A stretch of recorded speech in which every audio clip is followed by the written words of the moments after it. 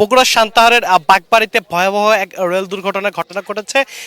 যেই ঢাকা থেকে চিলিহাটিগামী যেই রেলটি ছিল নীলসাগর এক্সপ্রেস, সেটি আসলে বগুড়ার সান্তাহার এলাকার যেই বাগবাড়ি রয়েছে সেখানে আসার পরে যেখানে রেল মেরামত করা হচ্ছিল সেই জায়গায় আসলে চালক যেই মেরামতকারী শ্রমিক যারা ছিলেন রেলের, তাদের সিগন্যাল অমান্য করে আসলে দ্রুত গতিতে এখানে প্রবেশ করার কারণে এই ভয়াবহ দুর্ঘটনা ঘটেছে। এবং এতে করে কিন্তু আসলে নীলসাগর যে এক্সপ্রেস রয়েছে তার মোট 9টি বগি আসলে ভয়াবহভাবে লাইনচ্যুত হয়েছে। দর্শক, যদি সময়ের ক্যামেরার চোখে আপনাদেরকে আমি দেখানোর চেষ্টা করি যেই বগিগুলো আসলে লাইনচ্যুত হয়েছে, এই যেই ট্রেনের যেই চাকাগুলো আছে সেগুলো কিন্তু একেবারে রেল যে রয়েছে সেই রেলগুলোকে একেবারে উপরে নিয়ে কিন্তু আসলে পুরোপুরিভাবে লাইনচ্যুত হয়েছে। এবং এখন পর্যন্ত আমাদেরকে ফায়ার সার্ভিসের পক্ষ থেকে প্রায় অর্ধশত মানুষ গুরুতর আহত হওয়ার কথা নিশ্চিত করা হয়েছে, যাদেরকে আসলে নওগাঁর যেই সদর হাসপাতাল সেখানে পাঠানো হয়েছে এবং অনেক আশপাশের বেসরকারি হাসপাতালগুলোতেও আসলে প্রাথমিক চিকিৎসা দেওয়া হয়েছে। তবে স্থানীয়রা বলছেন হতাহতের যেই সংখ্যা, আহতের সংখ্যা সেটি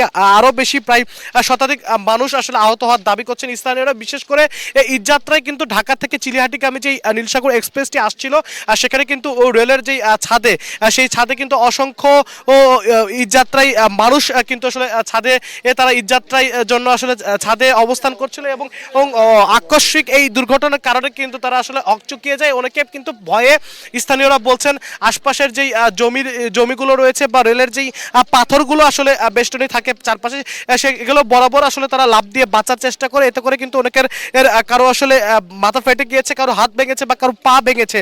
এবং এই যে ভয়াবহ যে দুর্ঘটনা, এখন পর্যন্ত আসলে কারো মৃত্যুর খবর আসলে পাওয়া যায়নি। এটি আসলে এখন পর্যন্ত সুখকর ব্যাপার। এবং রেল কর্তৃপক্ষের পক্ষ থেকে বলা হচ্ছে যে এই যে দুর্ঘটনাটি ঘটেছে এতে করে আসলে যেই এই উদ্ধারকারী আসলে যেই রেল সেটি কিন্তু আসলে পাবনা থেকে ঈশ্বরদী থেকে এখানে আসবে এবং এর পরপরই কিন্তু আসলে এখানে উদ্ধার কার্যক্রম শুরু হবে। এবং উদ্ধার কার্যক্রমের অবস্থা যদি আসলে সহজ করে বোঝানোর চেষ্টা করি, এত ভয়াবহভাবে আসলে রেল তার যেই রেলগাড়িটি তার যেই রেল লাইন উপরে নিয়ে গিয়েছে, এতে করে আসলে ঠিক কত দিন বা কত সময় নাগাদ এই যেই উদ্ধার কার্যক্রম সম্পূর্ণ হবে এটি নিয়ে শঙ্কা আছে বলে বলা যায়। বিশেষ করে ঈদযাত্রার আগে এই যেই বিপর্যয়টি ঘটবে এখন রেলের শিডিউলে, এতে করে কিন্তু আসলে বগুড়া, জয়পুরহাট, রংপুর, দিনাজপুর, কুড়িগ্রাম, পঞ্চগড় সহ উত্তরের প্রায় আসলে 7 থেকে 8টি জেলার সঙ্গে কিন্তু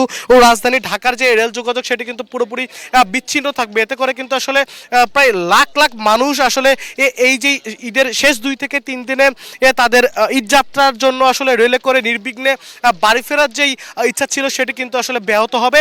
এবং এখানে আমরা স্থানীয়দের সাথে কথা বলেছি, তাদের মধ্যে ডুইন ইব্রাহিম নামে একজন আমাদের সঙ্গে কথা বলেছেন কিছুক্ষণ আগেই। উনি আমাদেরকে যেমনটি জানিয়েছেন, গতকালকে রাত 11টা নাগাদ উনি আসলে স্থানীয় হিসেবে প্রথম এখানে রেলে যেই 4 ইঞ্চির মতো আসলে ফাটা দেখতে পান এবং সেই ফাটাটি দেখার পরে তিনি কিন্তু আসলে রাতেই এখানকার সান্তাহার রেলে কর্তৃপক্ষকে তারা স্থানীয়ভাবে অবহিত করে এবং রাত থেকে কিন্তু তারা আসলে এই জায়গাটি যেখানে ফাটল ধরেছিল সেটিতে কিন্তু তারা নিগরানি রেখেছিল। এবং এই ঘটনার পরে কিন্তু খবর পেয়ে আজকে ভোর নাগাদ থেকে সান্তাহার রেলওয়ে কর্তৃপক্ষের প্রায় 7 জন একটি দল এখানে আসে এবং তারা কিন্তু এখানে রেলের যে মেরামত, যে ফাটা স্থলে সেখানে মেরামতের কাজ শুরু করে। এবং সকাল থেকেই কিন্তু ওই ফাটা স্থান দিয়েই গতি কমিয়ে কিন্তু বেশ কিছু রেল এখান থেকেই আসলে যাতায়াত করেছে, কোনো ধরনের কোনো দুর্ঘটনা ঘটেনি। এবং এই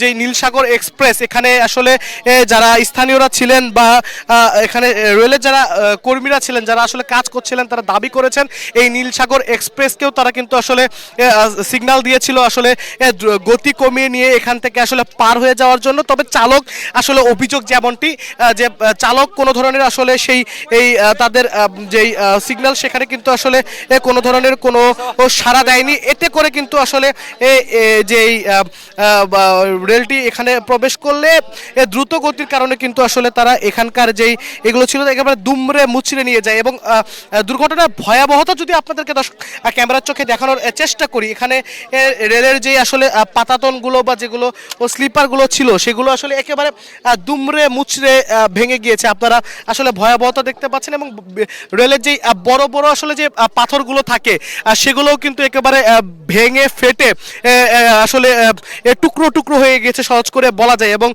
এই যে লোহার যে যন্ত্রপাতিগুলো বা ভারী মাত্রা যে পাথরগুলো ও বড় রকমের আসলে গতি থাকার কারণে রেলে বড় রকমের আঘাত পাওয়ার কারণে আসলে কিন্তু আসলে এই এই ভয়াবহ দুর্ঘটনাটি ঘটেছে। এবং দুর্ঘটনার পরে যেমনটি বলছিলাম যে রেলগাড়ি ঠিক এই যে রেলটুকু ছিল সেই রেলকে উপড়ে নিয়ে গিয়ে রেল লাইন থেকেও কিন্তু আসলে প্রায় 15 থেকে 20 হাত দূর পর্যন্ত আসলে তারা ছিটকে গিয়ে পড়েছে। এবং এবং রেলের ভিতরের যারা যাত্রী ছিলেন তারা আসলে যতটুকু ক্ষতিগ্রস্ত হয়েছে তার চাইতে বেশি কিন্তু আসলে ঈদযাত্রায় শুরুতে যেমনটা বলছিলাম যে ঈদযাত্রায় কিন্তু রেলের ছাদে অসংখ্য মানুষ কিন্তু আসলে নারীর টানে বাড়ি ফেরার জন্য কিন্তু ছাদে করে আসলে যাত্রা করছিল। তারা কিন্তু আসলে সবচেয়ে বেশি ক্ষতিগ্রস্ত হয়েছেন এবং তাদেরকে কিন্তু আসলে আহত অবস্থায় কিন্তু নওগাঁ সদর হাসপাতালে আসলে এখানে নেওয়া হয়েছে। এবং এই যে রেলের যে বগিটি আপনাদেরকে যদি দর্শক সময়ের ক্যামেরার চোখে দেখানোর চেষ্টা করি, এই বগির মধ্যে কিন্তু রেলের যে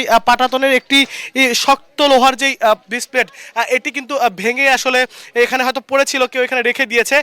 এটির ওজন কিন্তু অন্তত 2 থেকে 3 কেজি এবং ঠিক এতটাই সজোরে আসলে আঘাত হয়েছে বা ক্ষিপ্র গতিতে আসলে ট্রেন এখানে প্রবেশ করেছিল ও ফাটা জানার পরেও যে এই যেই রেলের এই যে বগির যে আসলে শক্ত লোহার প্রায় 2 কেজি ওজনের এই যে এই পাটাতন বা একটি অংশ রেল লাইনের সেটিও কিন্তু আসলে ছিটকে ভেঙে চলে গিয়েছে। এটি কিন্তু আসলে এই যে দুর্ঘটনা যে ভয়াবহতার চিহ্নর একটি অংশ সহজ করে বলা যায়।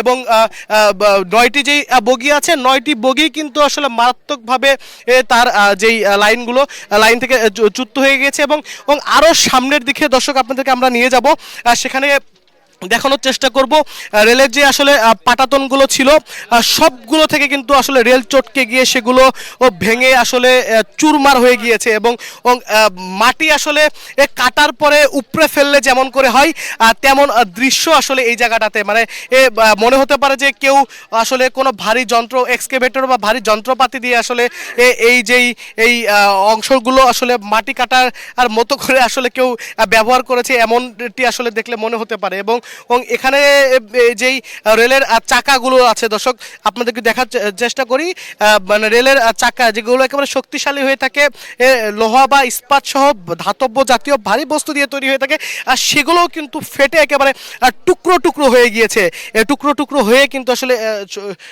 সরে ছিটিয়ে গিয়েছে। এবং সামনে যেই এখন আপনারা সময়ের ক্যামেরার চোখে আমাদের এই যে ফিসপ্লেটগুলো দেখতে পাচ্ছেন আসলে রেলের পাটাতনগুলো মানে সহজ করে বলতে গেলে একদম আসলে ভেঙে চুরমার হয়ে কিন্তু উপড়ে গিয়ে সেগুলো পড়ে রয়েছে।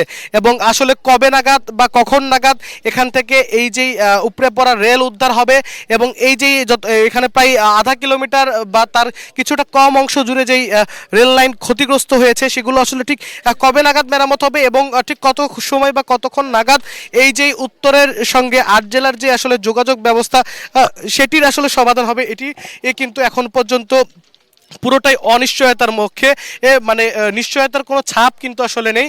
এবং উদ্ধার অভিযান যদি বলার চেষ্টা করি, পুলিশ এবং ফায়ার সার্ভিসের সদস্যরা যারা আছেন তারা কিন্তু ইতিমধ্যে এখানে উদ্ধার অভিযান চালিয়ে তারা কিন্তু এখানে থেকে সরে গিয়েছেন। এবং এখন ঠিক কাজটুকু যদি বলতে চাই তাহলে রেল কর্তৃপক্ষকে বাকি উদ্ধার অভিযানের অংশটুকু তাদের চালাতে হবে। তবে তারা আসলে কী ধরনের প্রস্তুতি নিচ্ছে এটি নিয়েও কিন্তু তারা গণমাধ্যমের সঙ্গে খোলামেলা কোনো আলোচনা করেনি। এবং ঠিক কোন কবে বা কত সময় নাগাদ আসলে এই যে উদ্ধার অভিযানটি আসলে তারা এখানে শেষ করবেন সেটিও কিন্তু তারা আসলে নিশ্চিত করে বলেনি।